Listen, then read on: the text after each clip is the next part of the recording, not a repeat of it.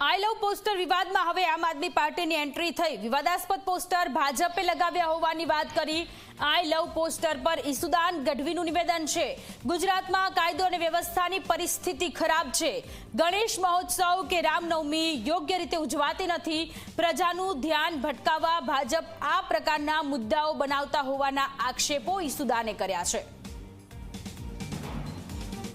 બિલકુલ, જ્યારે જ્યારે ભાજપની લોકપ્રિયતા ઘટે છે, જ્યારે જ્યારે ભાજપની નિષ્ફળતા લોકોની વચ્ચે જાય છે, લોકો ત્રાહિમામ મોંઘવારીથી પીડાઈ રહ્યા છે, બેરોજગાર યુવાનો પીડાઈ રહ્યા છે, ખેડૂતો પીડાઈ રહ્યા છે, મહિલાઓ સુરક્ષાને લઈને પીડાઈ રહી છે, ત્યારે જ્યારે તમે જુઓ વરસાદમાં પાણી ભરાઈ જાય, ખાડાઓ પડે, આખા ગુજરાતમાં ખાડા કેમ્પેન લોકો ચલાવે, હેલ્મેટમાં ઉઘરાણાથી લોકો ત્રાહિમામ પોકારી ગયા। એટલે ભાજપાથી જ્યારે જ્યારે નફરત ફેલાય છે ત્યારે ભાજપા આ પોતાના બે ગુટોને તૈયાર કરે છે અને આ બંને કાંડ ભાજપાના છે।